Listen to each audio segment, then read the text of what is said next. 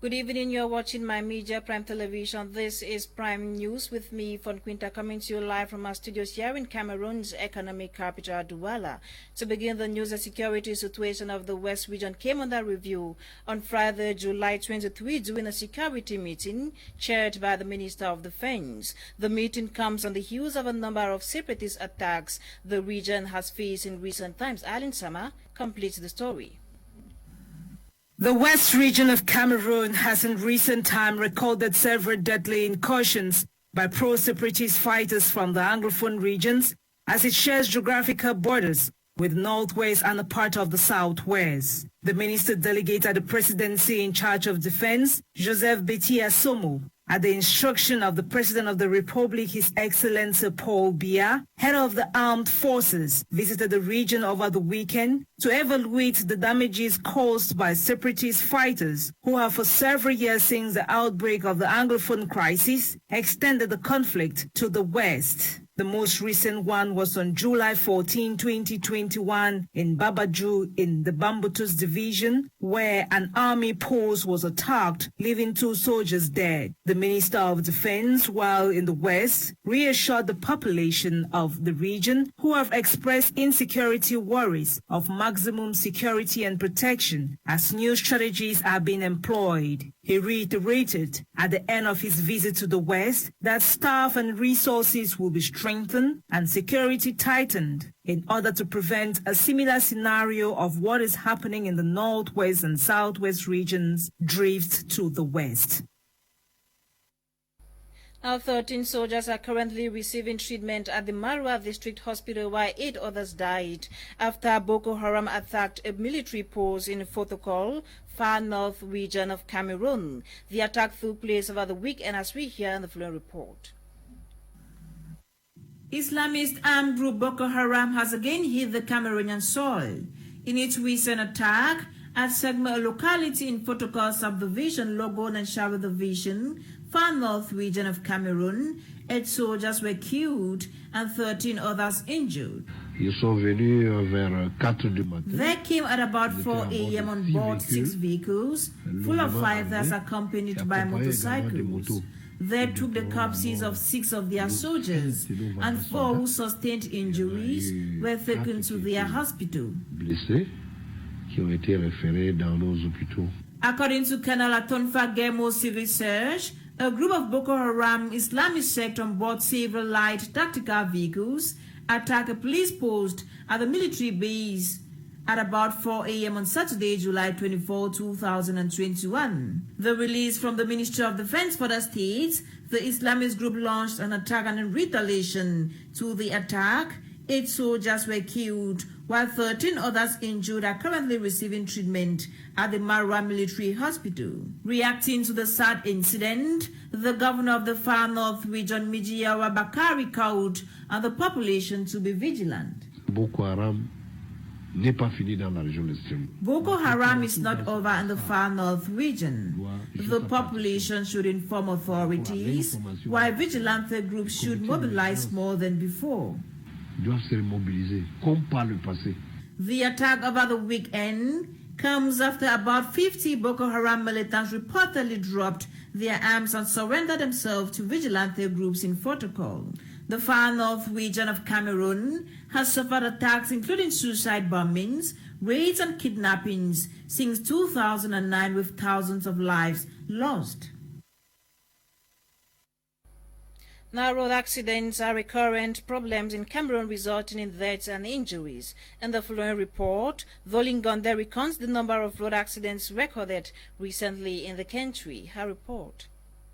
A number of road accidents recorded lately in Cameroon have claimed many lives. Recently, over 53 people were killed and many others injured as a passenger bus collided with an oil tanker in the West region, precisely in Chang in the Menwa division. 2 road accidents that occurred in the West and South regions respectively left 40 persons dead and about 20 injured on the Nemali Bridge near the town of Makenene. An accident claimed at least 37 7 lives. Meanwhile, 3 others were killed in a separate accident on the Mengong-Sangmelima highway. Just last week, 3 persons lost their lives in a car accident at Nkolesong, some 28 kilometers on the road from Yaoundé to Ayos, as participants of the holiday camp organized in Melon in the Littoral region were returning to their respective regions. According to officials of the Ministry of Transport, the main causes of these fatal road crashes are mechanical failures, 2/3 being tire problems, haphazard overtaking, excessive speed, drunken driving without the wearing of safety belts by the drivers, as well as bad roads full of potholes. Meantime, the burden of road traffic injuries on heavy traffic highways in Cameroon calls for urgent intervention. Now, a group of 6 suspected armed bandits, including 2 women who have been threatening security in Lower, are currently in the dragnet of law enforcement officers in that part of the country. The 6 suspected bandits are accused of breaking into homes and shops. Nora Kakebi with details. These are the alleged thieves presented to the press over the weekend by the Mongo Territorial Gendarmerie Command. The suspected bandits included 4 men and 2 women, aged between 17 to 45 years, are all specialized in aggressions and breaking into houses. This group of people had, before their arrest, been causing sleepless nights to the local population of the Mongo division. Squadron leader Jean-Alain Dongo elaborates. Mongo has launched an operation to overcome dangerous and highway gang robber in this area of responsibility. The gang leader was known as Pichou, real name Mwanjondame Fidel. So through our different assets of investigation, we could reach to the Bombari, where we had information that he was located. Unfortunately, we couldn't get him, but we got his mother, who is a kind of accomplice to the guy. The main gang leader, identified as Mwanjondame Fidel, aka Pichu, was caught and beaten by a mob in Lowe.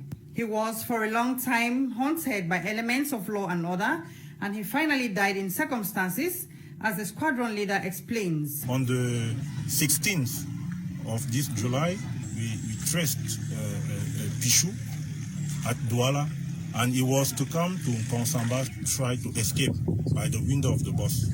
The gendarme tried also to arrest him. It was difficult, and when the population noticed that it was Pichu, they all went and lynched him. Unfortunately, we arrived on the field a little bit late. The guy was already well beaten. We took him to the regional hospital of Konsamba, and unfortunately, again, he passed away. Among the stolen items are 3 motorbikes, a gas bottle, a gas plate, as well as a fan, which the suspects took forcefully from their victims with the help of weapons, such as guns, daggers, knives, and machetes. It should be recalled that, for some time now, elements of the National Gendarmerie in the Mongo, in an operation dubbed Mongo Without Bandits, have been on a constant hunt for the men of the underworld. The suspected bandits are currently under custody, awaiting justice.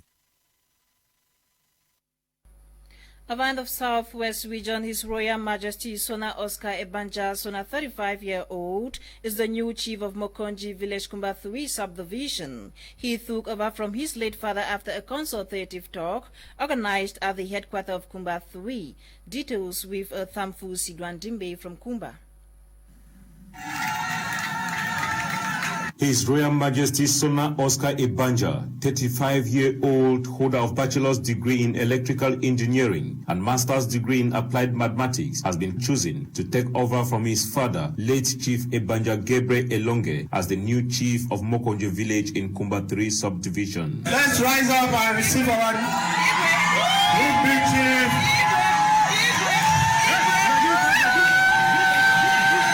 He was selected from a composition of royal blood on Friday, July 23, 2021, during a consultative tour holding at the Kumba 3 Subdivisional Office in Mabanda. He became favorite following a stormy competition with the uncle, James Eyambe Ebanja, who questioned his birthright to the throne and also claimed that the population was in support of his candidacy as chief of Mokonje. Accepted me to be as their chief. They have seen me as someone who can pilot the customs and tradition of Mokonje. And that is why I am here. Thank you. But the divisional officer of Kumba 3 Subdivision, Alfred Ngale Menge, trashed it out by bringing out a 1997 law and reiterated on the evolution of time based on succession, stressing out that by administrative tolerance, the decision to discard the post was far-fetched. He then called on kingmakers to go on with the selection of their chief, wherein Chief Sona Ebanja Oscar, born on August 27, 1986, was finally selected chief of Mokonje village. There will be a man who will carry the day, and this exercise is to designate a chief, meaning that it's a lifetime activity. It occurs once. The new chief said he will work hard to unite the villagers as he understands that there must be an opposition in every aspect of life. Then I have to go and call them together, listen to what really is their issue, because we have to know we are humans and we are always guided by greed. And like I said in my speech, we have selective truth. We choose the truth that favors us. Now we have to go back and talk with them. How can we? What I saw in the opposition was great drive. Now I have to figure out how do I get them to bring that drive. Let's take the village, the tribe forward. He also said he will work hard to instill development in the community by empowering youths. My future for Mokonje is the youth, and I keep saying that. The youth are the future. We need to rewire the thinking of our youth. We need to encourage that youth. If education is what you want to pursue, we are there to support you. He becomes chief after the late father, Chief Dr. Ebanja Gabriel, who before his death on the 15th of March this year was president of the Southwest Chiefs Conference.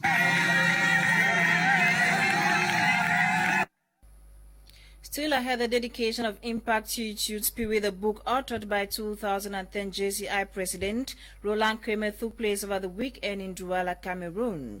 The book focuses on 3 aspects of human life: aptitude, attitude, and actions. Lasha Kingsley attended the event and compiled the following report. With multiple crises like the coronavirus pandemic, the Boko Haram insurgency, and the Anglophone crisis in Cameroon, many Cameroonians are increasingly becoming aware that they have difficulties knowing what they want, making up their minds, or taking actions at these difficult moments. It is obvious that if you don't know what you want, or if you find it difficult to make up your mind, taking actions will be almost impossible. And even when some do manage to take some actions, what they are aiming for may not be in line with their real needs. Don't worry, Impact Attitude Spirit, a book authored by 2010 JCI President Roland Kremer, is here to answer to your worries. The book, prefaced by one of the most renowned managers in Africa, Andre Siaka, focuses on 3 aspects of human life: aptitude, attitude, and actions. Attitude Spirit is a daily conversation, daily tips that can really help the leader, the manager, the professional that you are to take action. And that's why this book is more a motivational book. It's more action-oriented. And it has 3 parts. Part 1 is on attitude. What are the competencies that you need in order to succeed in everything you do in life? Because we are talking about soft skills. The second part is attitude. What is the mindset needed in order to overcome challenges that we are facing? And the third is action. How do you act? How do you implement all this? And that's why I think this book is quite inspiring and very decisive. The dedication of Beryl Steele, the signing of the book, took place on Saturday, July 24, 2021 at Fenak Bali, Douala, Cameroon. It's a great privilege to be here today because Mr. Roland Kremer is a coach that I follow and I like so much because of his ability to put, or to, how will I say, to motivate people, and first to create in each one the capacity to become a great leader. So this book, Impactful Spirit, that we just got today, I think it's a very great book, and I got it because I want first to impact myself and become an impact in the environment that I find myself. Because the young people today need that impactful spirit to transform the society in which they find themselves.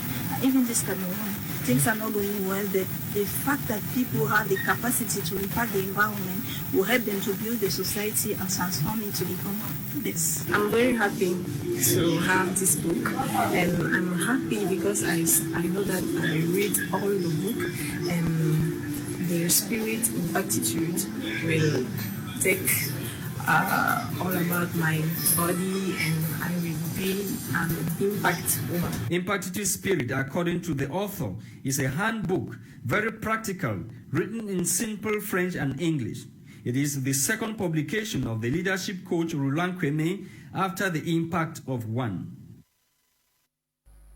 Now, the Cameroonian community in Central African Republic is still in shock after fire reportedly consumed the apartment of a Cameroonian identified as Abe Joge Zamfak alongside his wife and their 4 kids. Neighbors say they heard noise from the apartment and stepping out they discovered it had gone up in flames. All efforts to put out the flame by neighbors was futile. Sources further say by the time rescue agents arrived at the scene and broke open the door, Abe and 4 children have died on the spot, while his wife died in hospital. Investigation has been opened to determine the cause of the fire.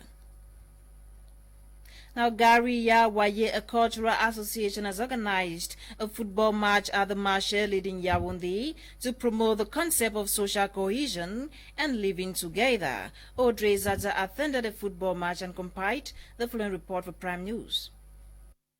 8 veteran teams gathered for this edition of the tournament at the Marché Stadium at the Briqueterie neighborhood in Yaoundé. Organized by the Cultural Association Waye, the games had as main objective to promote the spirit of living together amongst Muslim faithfuls. I thank the population that has come today. I decided to organize a mini veteran tournament this year on the occasion of our Tabaski feast. You see, thank God, everything is going on smoothly. After a series of thrilling games, the veterans of Carrefour Soya clashed with those of Grand Mosque under the watchful eyes of the quarterhead and excited fans who turned out in their numbers. 2 neighborhoods which have always been in rivalries. It is a mini tournament within the Briqueterie neighborhood, so today we are in the finals. It is 2 neighborhoods which have a history here at Briqueterie, the Grand Mosque and Carrefour de Soya. There have always been rivalries between the 2 neighborhoods. That is why it is a match of the titans. Waye is a cultural association with president being a fan of soccer games. A great initiative, according to the quarterhead. It's a great joy to live together as recommended by the head of state, His Excellency President Paul Biya. These teams that you see here are all ethnic groups which represent not only the Hausas, not only the far north, but Cameroon in general.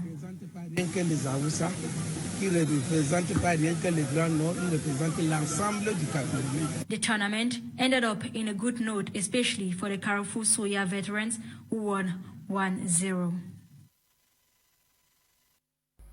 Ladies and gentlemen, you're watching Prime News live from my media, Prime Television. Now, PWG Social Football Club of Bamenda defeated Avion Academy 2-0 at the Bamenzi Stadium in Bafoussam, West region of Cameroon, qualifying them for the semi-finals of the Cameroon Cup. For semi-final pairing, Cotton Sport of Garwa will meet as of Douala, while PWG of Bamenda will lock hands with Union of Douala. Now on the Tokyo 2020 updates, Cameroonian boxer Wilfred Seye was today beaten by his Congolese counterpart Sama David in the 71-kilogram category, while 22-year-old Abe Menge, who qualified for the 61 category, defeated his Estuanan counterpart Thabiso Zalmini and is expected to face Ireland's Adien Walsh tomorrow, July 27, 2021. We've come to the end of Prime News on My Media Prime Television. Fifth TATA compiled the news, and it was produced by EWANE in NOLINGA. My name is FON QUINTA. Coming up next is Kum Lunath with Prime R and a cream of well-selected panelists. Stay tuned to more programs on the African Eye. Goodbye.